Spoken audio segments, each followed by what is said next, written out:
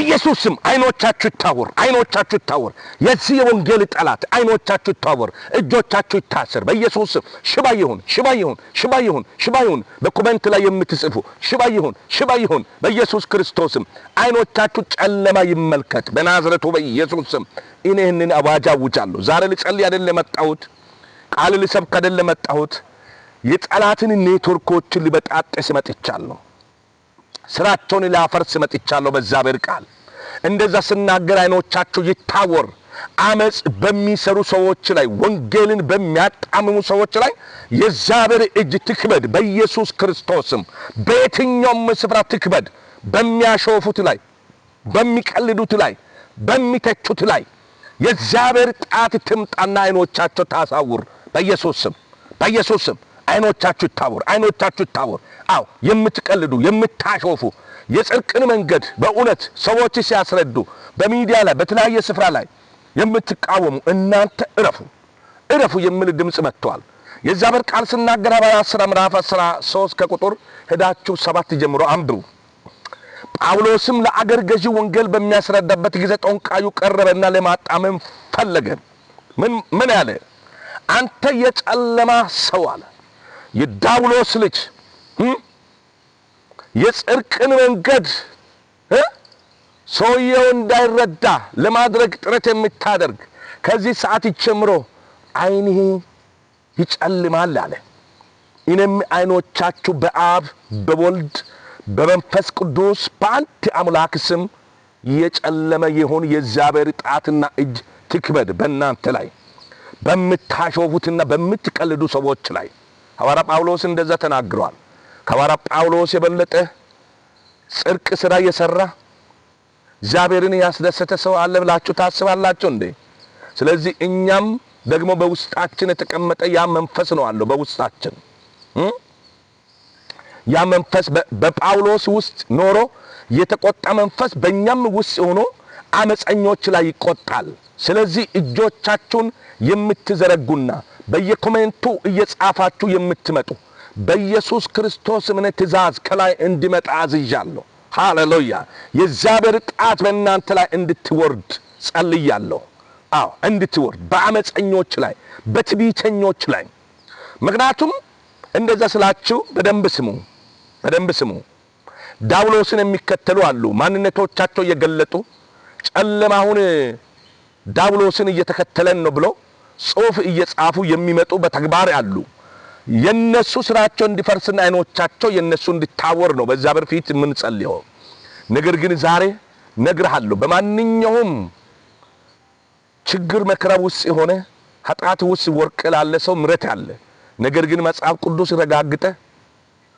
መጽሐፍ ቅዱስ ተሳድበ አምላክን ተሳድበ ለተሳደብኮ ምሕረት እንደሌለ ይወቅ መንፈስ ቅዱስ ለሚቀልደው ምሕረት አለው የሚል ቦታ አምጣ የለም ዘላለም እቶን እሳት ባር ይጠብቅሃል አትሳሳት ይጠብቅሃል በመድርም ደግሞ ዋጋ ትከፍልበታለህ አትቀርም ትከፍላለህ መኪናውን ወደ ብርን ወደ ሀብትን ወደ የፈጠረህን አምላክ በራሱ አምሳ የፈጠረውን ጌታ ክደህ መጽሐፍ ቅዱስ ያቃጥለህ ረግጠህ መስቀልን ዘቅዝቀህ አድርገህ ዋጋ ትከፍልበታለህ ለዛም አርፎ ተርፎ ወይ ራስን ይዘህ አልጠፋም ትውልድ ወንጌልን የሚሰማውን ግደለኝ ብለህ አሻፈረኝ ብለህ መታል ምትመጣውን እግዚአብሔር ከኛ ጋር እንዲሆን ምልክት እንዲሆናችሁ ዘንድ ለምታሾፉ አይኖቻችሁ በኢየሱስ ክርስቶስ መጨለመ ይሁን ብለናል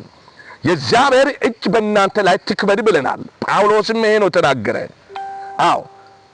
ሰውየው እንዳይረዳ እያጣመመ ነበር ዛሬ የሚያጣምም ራሱ ይጣመማል በኢየሱስ ስም ትንከራተታለህ በኢየሱስ ክርስቶስም ወንድሜ ነግርሃለሁ ከዚህ ቃል ጋር የሚጣሉ ሁሉ ይደቃሉ ይላል ይህንን እመን ድሉ ወንጌል ያሸንፋል ዳውሎስ የወደቀ ነው ድሮም ወርቋል አሁንም ወርቋል ተስፋ የለውም ዳውሎስ ተስፋ የለውም ስለዚህ ዛሬ አንተ በአምሳይ የፈጠረህን ጥለህ ለሀብት ብለህ ለብር ብለህ ለምድራዊው ጥቅም ብለህ ሃይማኖትን ለመካድ ራስ ያዘጋጃለ ሰው ካለ ውጣ ከዛ ውጣ። እጅ ሰብስብ፣ አምሮህን ሰብስብ፣ ህሊናህን ሰብስብ።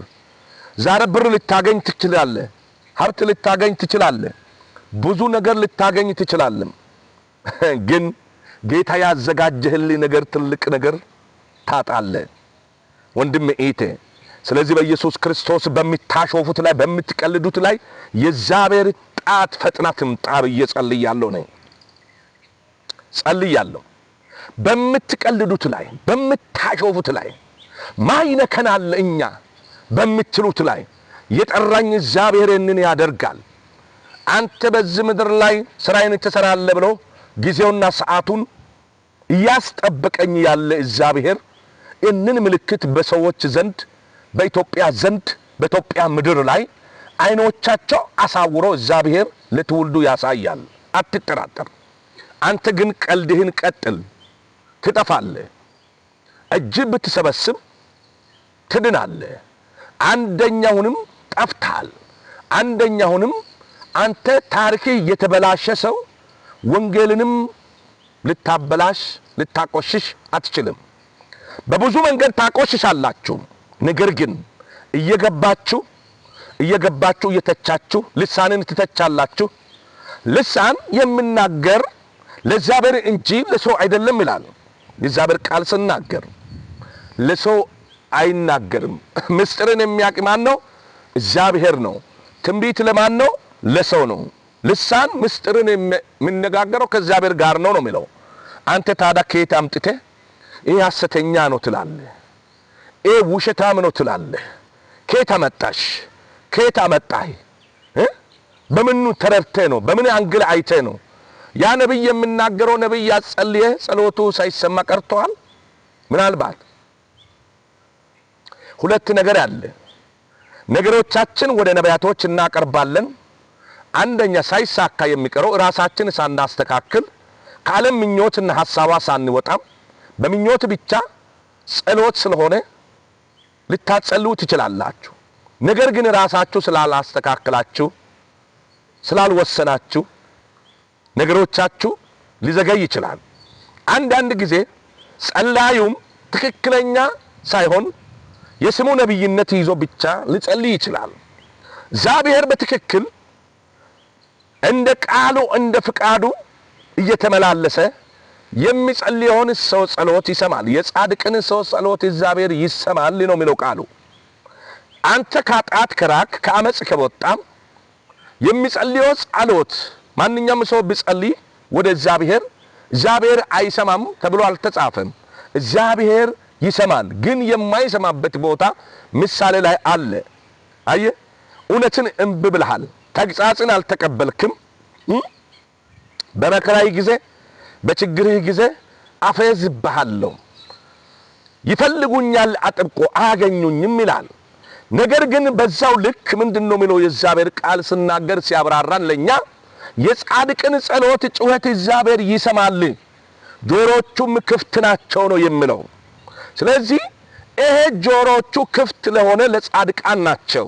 በትክክል እየተመላለሱ በቅድስና እየገቡ እየወጡ ለሚወጡ ከዚች ዓለም ቡቱቱ የሆነው ዓለም ወጥቶ ሐሳባቸው አረጋግቶ ጌታ ለማገልገል የወሰኑት ሰዎች ጋር የእግዚአብሔር መንፈስ አብሯቸው አለ፣ የእግዚአብሔር ሕሊና አብሯቸው አለ።